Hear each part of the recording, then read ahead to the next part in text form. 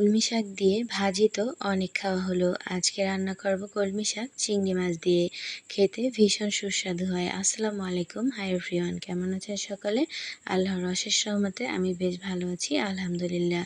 আজকে আমি চিংড়ি মাছ দিয়ে কলমি শাকটা রান্না করার জন্য চুলায় একটি প্যান বসিয়ে তাতে দিয়ে দিলাম 1/2 কাপ পরিমাণ রান্নার তেল। আর সেখানে পেঁয়াজ কুচি নিয়ে নিচ্ছি 1/2 কাপ থেকে একটু বেশি হবে, 1 কাপ থেকে একটু কম হবে।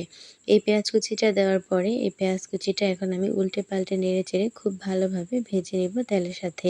যখন একটু ভাজা হয়ে আসবে সেই পর্যায়ে অ্যাড করে দিচ্ছি 1/2 কাপ পরিমাণ চিংড়ি মাছ।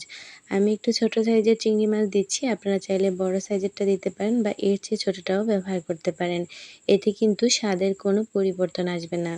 যে যার প্রয়োজন মতো কিংবা বাসায় যেটা আছে সেটা দিয়ে রান্নাটা করে নিতে পারেন। এবার এই চিংড়ি আর পেঁয়াজটা খুব ভালোভাবে একটু ভেজে নিচ্ছি। ভেজে নেওয়া হয়ে গেলে দিয়ে দিলাম স্বাদ মতো লবণ, দিয়ে দিচ্ছি 1 চা চামচ মরিচের গুঁড়ি আর দিলাম 1 চা চামচ হলুদের গুঁড়ি। এই আমার সকল মশলাগুলো দেওয়া হয়ে গেল। এখানে কিন্তু আর এক্সট্রা কোনো ধরনের মশলা অ্যাড করব না। এবার সামান্য একটু পানি দিয়ে খুব ভালোভাবে এই মশলা, চিংড়ি সব কিছু একটু কষিয়ে নিব। যখন এখানে কষানো হয়ে যাবে সেই পর্যায়ে এখানে অ্যাড করে দিব ছোট ছোট করে কেটে রাখা আলু। আমি এখানে আলু অ্যাড করছি প্রায় 1/2 কাপ মতো। আপনারা যদি না চান তাহলে কিন্তু এই আলুটা স্কিপ করে যেতে পারেন। এই যে আলুটা একটু মিক্সড করে নিয়ে আগে থেকে কেটে ধুয়ে পরিষ্কার করে রাখা শাকগুলো এখানে আমি অ্যাড করে নিচ্ছি। এই শাকগুলো একটু বড় করে কেটেছি, যে ভাজি করার জন্য যে ছোট ছোট করে কাটি আমরা, সেরকম সাইজ করে কিন্তু কাটিনি। লক্ষ্য করলেই বুঝতে পারবেন। দেখুন এই শাকটা এখন যতটা বেশি দেখাচ্ছে একটু কিছুক্ষণ সময়ের মধ্যেই কিন্তু শাকটা কমে একটুখানি হয়ে যাবে। এখন আমি এই চিংড়ির সাথে খুব ভালোভাবে একটু শাকটাকে নেড়েচেড়ে মিশিয়ে দেওয়ার চেষ্টা করছি। যেহেতু শাকগুলো খুব বেশি তাই একটু কষ্ট হয়েছে। এবার ঢাকা দিয়ে ঢেকে ফুল আঁচে জাল করলাম 5 মিনিট।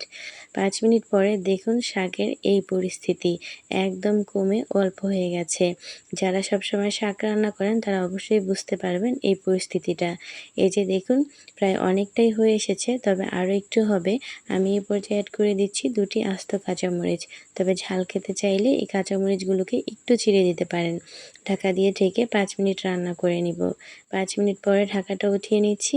এই যে দেখুন আমার শাকটা কিন্তু একদম পারফেক্টভাবে রেডি হয়ে গেছে।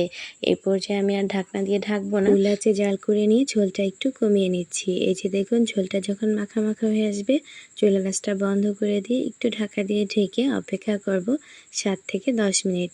এই যে চলে আসলাম, একটু ঠান্ডা হওয়ার পরে ঢাকা উঠিয়ে নিচ্ছি। দেখুন দেখতেই কিন্তু লোভনীয় লাগছে। গরম ভাতের সাথে খেতে বেশ লাগে।